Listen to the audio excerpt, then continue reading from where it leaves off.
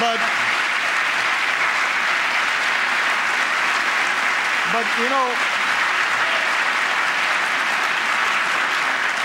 things like child care and sick leave and equal pay, things like lower mortgage premiums and a higher minimum wage, these ideas will make a meaningful difference in the lives of millions of families. That's a fact. And that's what all of us, Republicans and Democrats alike, were sent here to do. Now, second, to make sure folks keep earning higher wages down the road, we have to do more to help Americans upgrade their skills. You know, America thrived in the 20th century because we made high school free, sent a generation of GIs to college, trained the best workforce in the world. We were ahead of the curve. But other countries caught on. And in a 21st century economy that rewards knowledge like never before, we need to up our game. We need to do more. By the end of this decade, 2 in 3 job openings will require some higher education. 2 in 3. And yet we still live in a country where too many bright, striving Americans are priced out of the education they need. It's not fair to them, and it's sure not smart for our future. And that's why I'm sending this Congress a bold new plan to lower the cost of community college to zero.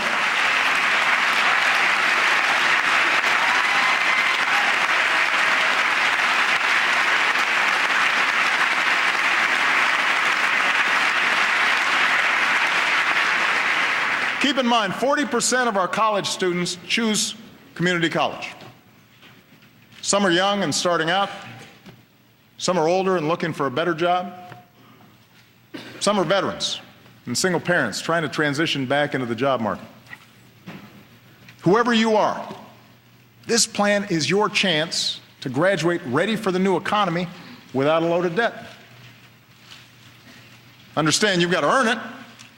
You've got to keep your grades up and graduate on time. Tennessee, a state with Republican leadership, and Chicago, a city with Democratic leadership, are showing that free community college is possible. I want to spread that idea all across America so that 2 years of college becomes as free and universal in America as high school is today.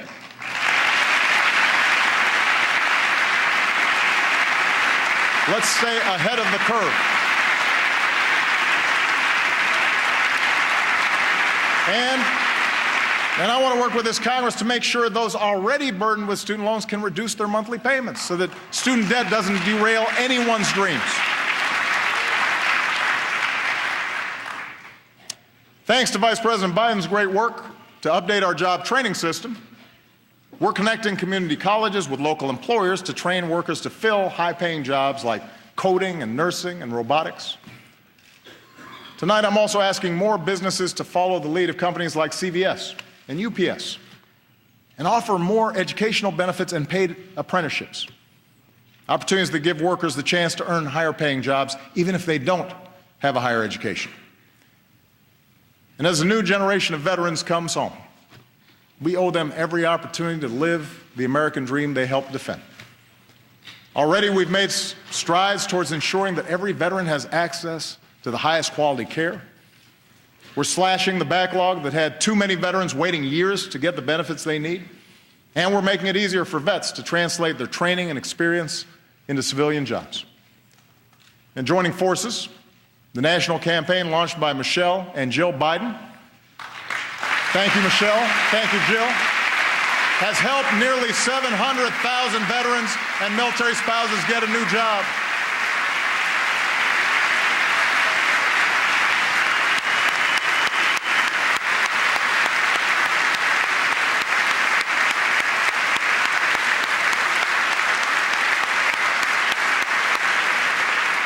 So to every CEO in America, let me repeat, if you want somebody who's going to get the job done and done right, hire a veteran.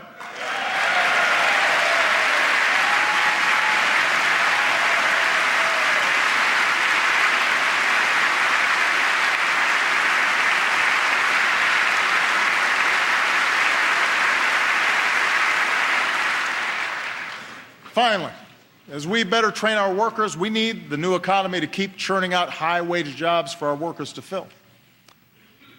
Since 2010, America has put more people back to work than Europe, Japan, and all advanced economies combined.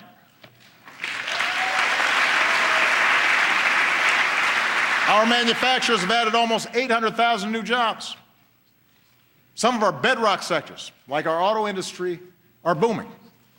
But there are also millions of Americans who work in jobs that didn't even exist 10 or 20 years ago. Jobs at companies like Google and eBay and Tesla. So no one knows for certain which industries will generate the jobs of the future. But we do know we want them here in America. We know that.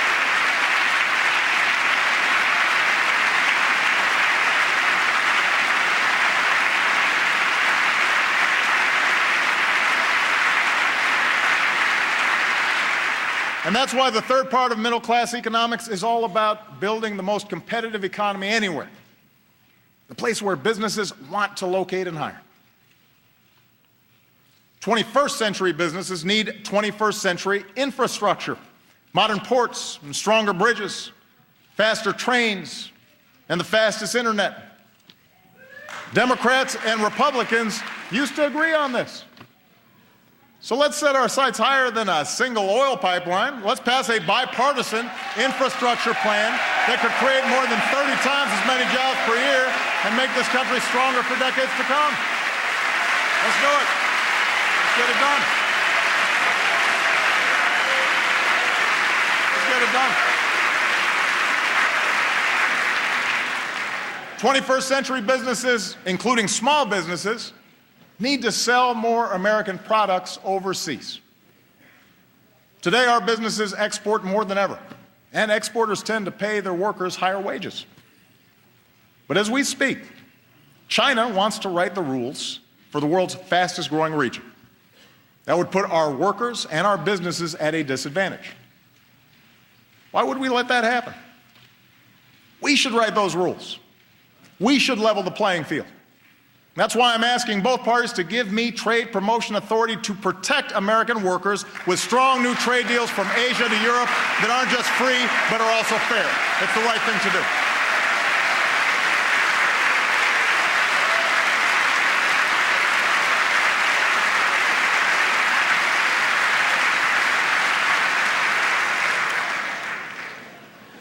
Look, I'm the first one to admit that past trade deals haven't always lived up to the hype. And that's why we've gone after countries that break the rules at our expense. But 95% of the world's customers live outside our borders. We can't close ourselves off from those opportunities. More than half of manufacturing executives have said they're actively looking to bring jobs back from China. So let's give them one more reason to get it done. 21st century businesses will rely on American science and technology, research and development. I want the country that eliminated polio and mapped the human genome to lead a new era of medicine, one that delivers the right treatment at the right time.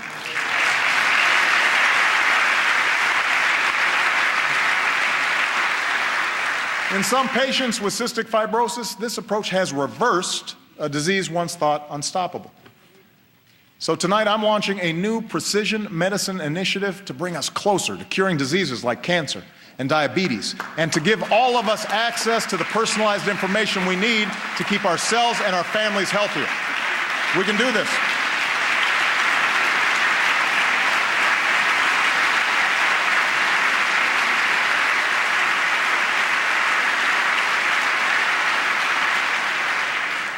I intend to protect a free and open internet, extend its reach to every classroom and every community, and help folks build the fastest networks so that the next generation of digital innovators and entrepreneurs have the platform to keep reshaping our world.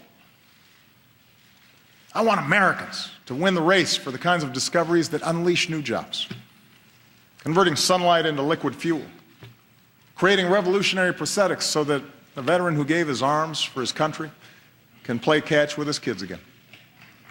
pushing out into the solar system, not just to visit, but to stay. Last month, we launched a new spacecraft as part of a re-energized space program that will send American astronauts to Mars. And in 2 months, to prepare us for those missions, Scott Kelly will begin a year-long stay in space. So good luck, Captain. Make sure to Instagram it.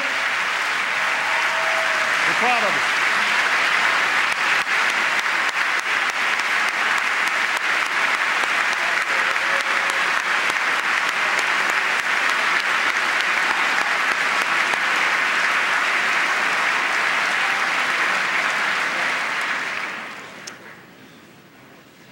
Now, the truth is, when it comes to issues like infrastructure and basic research, I know there's bipartisan support in this chamber.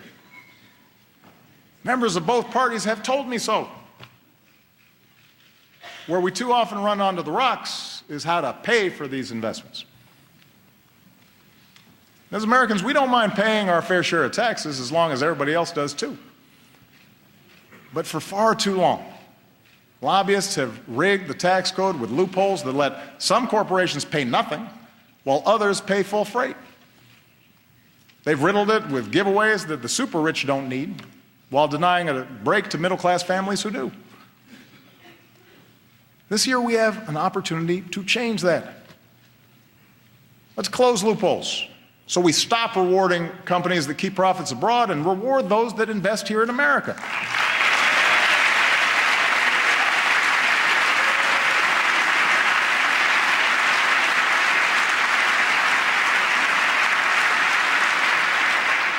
Let's use those savings to rebuild our infrastructure and to make it more attractive for companies to bring jobs home. Let's simplify the system and let a small business owner file based on her actual bank statement instead of the number of accountants she can afford.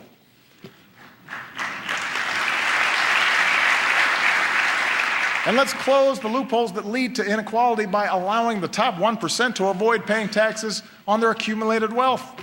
We can use that money to help more families pay for child care and send their kids to college. We need a tax code that truly helps working Americans trying to get a leg up in the new economy, and we can achieve that together.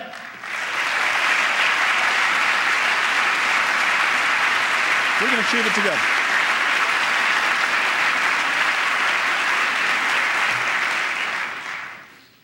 Helping hardworking families make ends meet. Giving them the tools they need for good-paying jobs in this new economy. Maintaining the conditions of growth and competitiveness. This is where America needs to go. I believe it's where the American people want to go.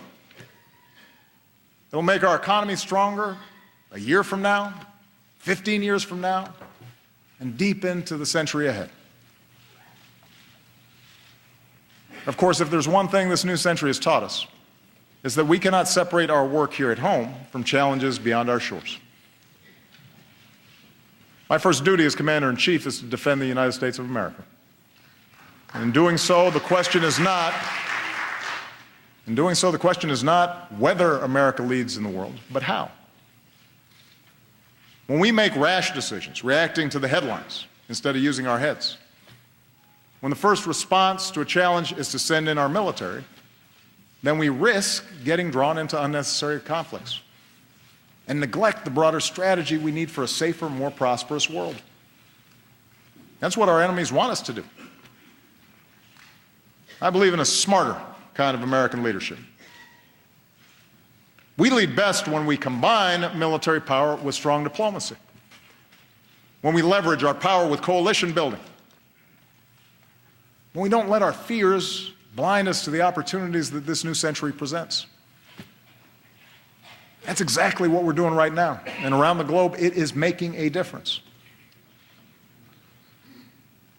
First, we stand united with people around the world who've been targeted by terrorists, from a school in Pakistan to the streets of Paris. We will continue to hunt down terrorists and dismantle their networks, and we reserve the right to act unilaterally, as we have done relentlessly since I took office.